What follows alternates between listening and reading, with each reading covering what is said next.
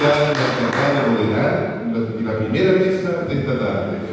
Vamos a dejar las preguntas para el final, para que la charla de Walter Ferlacina pueda proseguir justamente con gusto.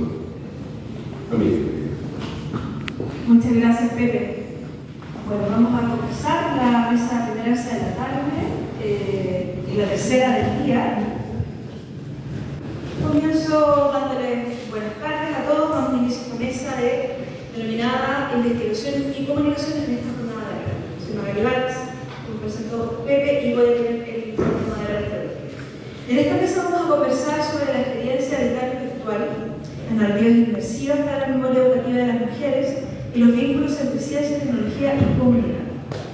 La primera ponencia se titula Habitar lo virtual, fenomenología de la realidad virtual, a cargo de Michel Toledo, director del laboratorio R90.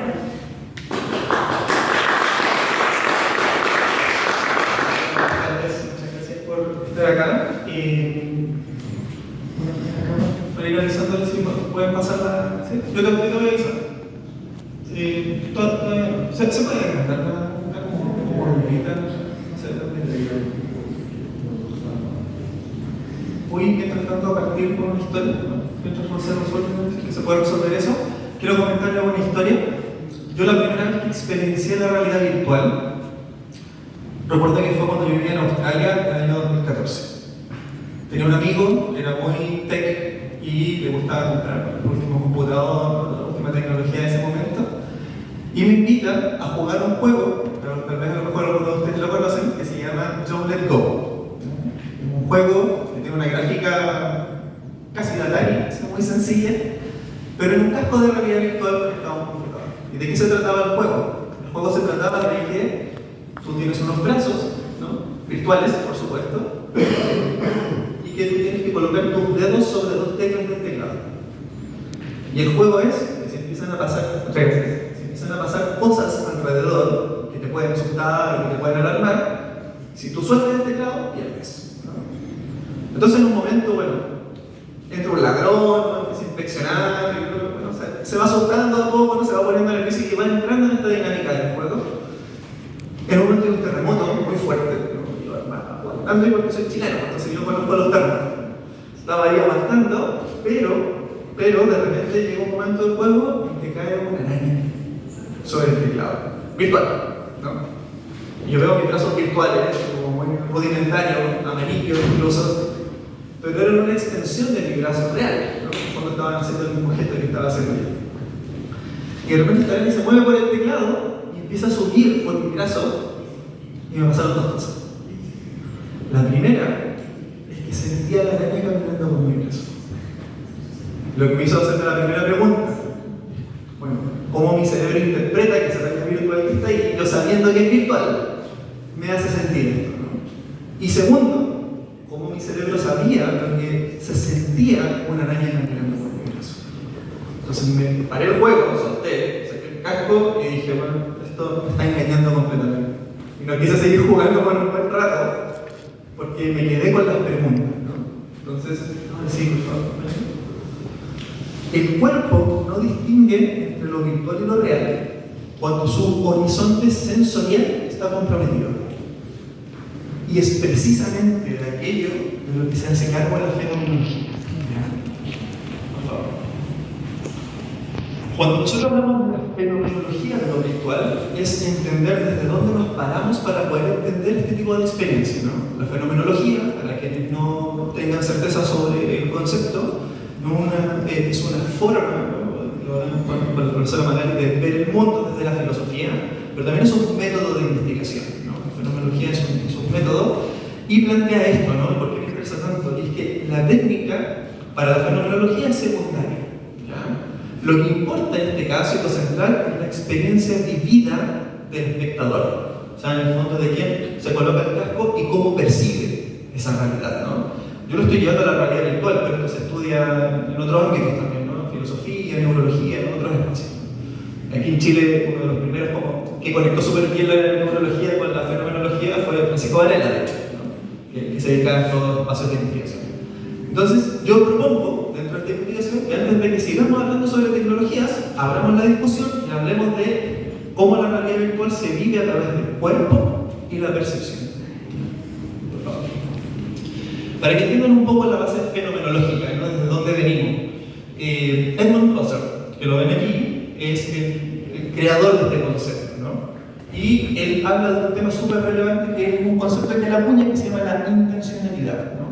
Y la intencionalidad, previamente se la explico, quiere decir que en el fondo para el fenomenólogo, ¿cierto?, que estudia los fenómenos, lo que entiende es que nosotros somos conciencia primero y que nuestro cuerpo en el fondo es como una especie de interfaz, es una especie de dispositivo con el cual nosotros nos relacionamos con el mundo. Por lo tanto, la intencionalidad, asevera Husserl, que la conciencia primero es conciencia de todo, ¿no? Independiente de la interfaz que nosotros estemos utilizando. Luego, Husserl, el maestro, de hecho, de Merleau-Ponty, ¿no? Que Merleau-Ponty tiene un libro muy bello que se llama Fenomenología de la Percepción, que se lo recomiendo a quien le interese la filosofía. Él habla particularmente de lo que se llama el cuerpo vivido, ¿no? O lo que se conoce como la percepción encarnada.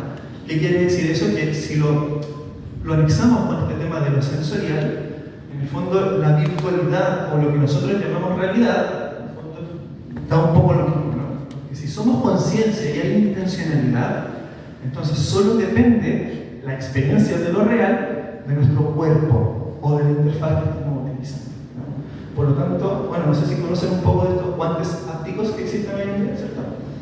Que te permiten sentir estos entornos virtuales, ¿no? Algunas cosas que están ahí en esos entornos virtuales. Entonces, tu cerebro percibe el entorno virtual gráfico de la misma manera que podría percibir las reglas de la realidad, ¿no? En términos de línea, profundidad, perspectiva, etc. Y si siente algo, ¿no?, táctil, en este caso, ya no incorpora lo sensorial. Entonces, eso lo que hace es borrar un poco más los límites perceptivos sobre la realidad, ¿no? Y tomamos a Heidegger también como modelo de investigación, porque Heidegger también habló mucho sobre fenomenología, pero él habla de un concepto esencial, ¿no?, el Dasein, ¿no?, el ser en el mundo, y lo que implica para la conciencia un proceso de creación de identidad, ¿no? Entonces la conciencia no es solo conciencia de todo lo que vive, sino que al mismo tiempo, a través de la interfaz que yo estaría utilizando, puedo crear sentidos de identidad, y lo que llamaba Heidegger el Dasein, ser en el mundo, ¿no?, a través de esa experiencia. Que Merleau-Ponty después no hablaba del Dasein, ¿no?, sino que hablaba de estar en el mundo. Por lo tanto, Merleau-Ponty lo que hace un poco es tomar el Heidegger y sacarlo del proceso identitario para poder crear un proceso un poco más abierto, para poder hablar del estar en el mundo, ¿no? A propósito de que tú puedes cambiar la interfaz, ¿no?, que es un poco lo que plantea Merleau-Ponty. ¿Y por qué hablo de Merleau-Ponty particularmente? Porque Merleau-Ponty analizaba mucho el cine también, ¿no?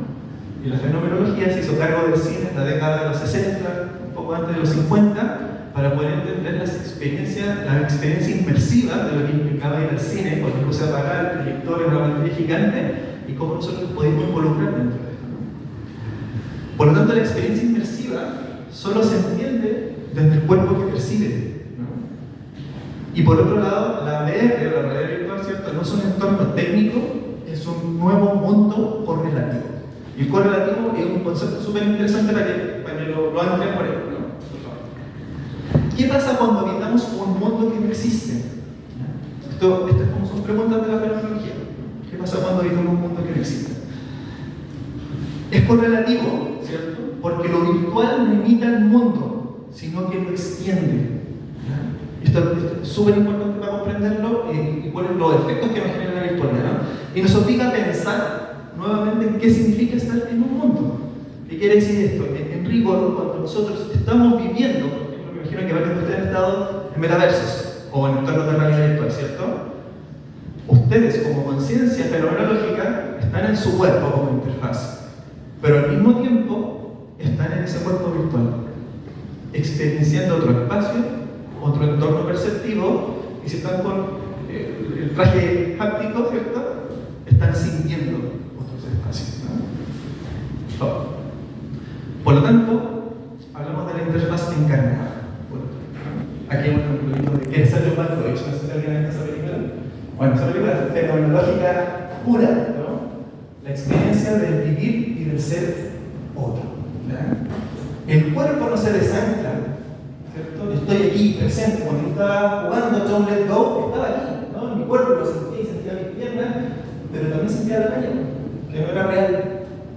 Y mi cabeza está solo de buena hora, ¿no? Se reentra en otro mundo que su materia, en este caso, es la código, ¿no? La propiedad del avatar. Nosotros hablamos, claro, de interfaz, no quiero hablar de dispositivo, ¿no? Porque el dispositivo es más focusdiano, y tal vez hablar de otras cosas como más como el videojuego, no voy para otro lado, pero hablemos de avatar, ¿no? Porque tal vez como lo más común, ¿cierto? Hablamos del avatar, y la pregunta fenomenológica es, el avatar nosotros lo llevamos al lenguaje digital, pero ¿qué pasa si hablamos del cuerpo como avatar? ¿Qué pasa si esto es un avatar? Por lo tanto, hablamos de agencia virtual. La agencia virtual para la fenomenología es comprender efectivamente desde cómo yo estoy comprendiendo mi relación perceptiva y sensorial a través de mi avatar, ¿no? A través de mi cuerpo frente a las situaciones que estoy viviendo. El anime, por ejemplo, en la cultura como más popular, ¿no? Y hablamos mucho sobre esto, ¿no? Evangelion, Attack on Titan, y un montón de otras series y películas japonesas han hablado un poco sobre esto, ¿no? Los filósofos en el momento. Y por lo tanto hablamos en términos ya estructurales cuando el esquema corporal es extendido. Por lo tanto, aquel momento, ¿no?, de virtualidad corresponde a otra experiencia simultánea que yo estoy viviendo de mi propio cuerpo mientras estoy en esa interfaz, ¿no?, que es mi avatar. Por lo tanto, habitar lo virtual es redistribuir el cuerpo, ¿no? Tiene que ver con esa idea, con redistribuir mi percepción o autopercepción sobre el cuerpo, ¿no? Esto tiene que ver con Tron, ¿no? Los referentes son cinematográficos, ¿sí? Afectividad espacial, ¿no? Cuando el mundo afecta. El espacio, para la fenomenología, no es geometría, es atmósfera, ¿no? Y el espacio virtual, por lo tanto, no se observa, se percibe y se siente, ¿no? Esa es como la lógica del espacio, ¿no?, del entorno virtual.